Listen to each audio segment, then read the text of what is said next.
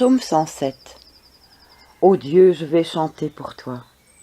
Dites merci au Seigneur, car il est bon, et son amour est pour toujours. Qu'ils disent cela les gens que le Seigneur a libérés.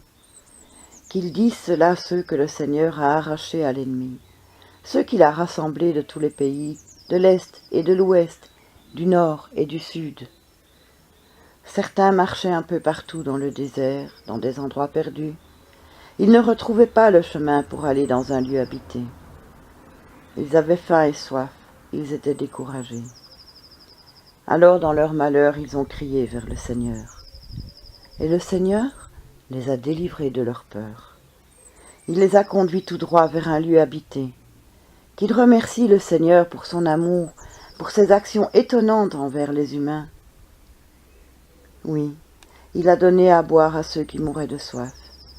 Il a nourri généreusement ceux qui mouraient de faim. D'autres étaient en prison dans une cellule sombre. Ils étaient très malheureux, attachés avec des chaînes. Ils ont refusé d'obéir au commandement de Dieu.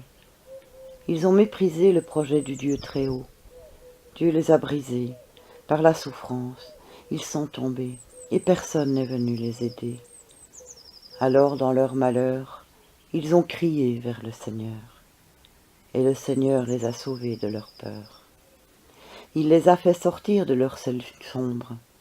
Il a cassé leurs chaînes. Qu'ils remercient le Seigneur pour son amour, pour ses actions étonnantes envers les humains.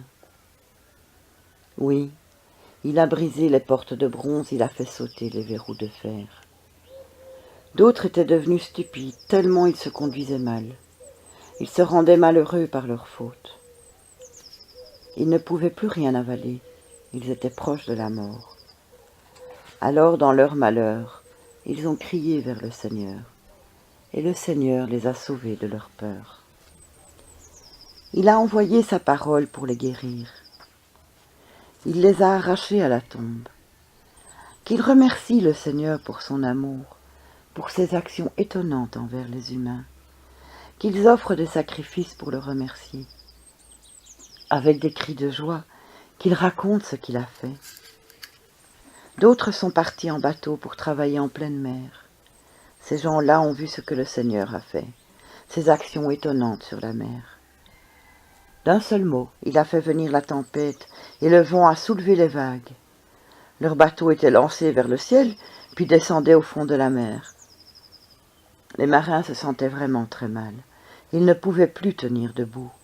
Ils marchaient comme des gens qui ont trop bu. Ils ne savaient plus rien faire. Alors, dans leur malheur, ils ont crié vers le Seigneur. Et le Seigneur les a délivrés de leur peur. Il a calmé la tempête, et les vagues sont restées tranquilles. Les marins étaient remplis de joie en voyant le calme de la mer. Le Seigneur les a conduits au port qu'ils voulaient atteindre. Qu'ils remercient le Seigneur pour son amour, pour ses actions étonnantes envers les humains. Qu'il dise sa grandeur dans l'assemblée du peuple, qu'il chante sa louange au conseil des anciens. Le Seigneur peut changer les fleuves en désert, les oasis en terre sèche, le sol riche en sol pauvre, quand les habitants sont mauvais. Mais il peut aussi changer le désert en un grand lac et la terre sèche en oasis. Là, le Seigneur installe ceux qui ont faim et ils bâtissent des maisons à cet endroit.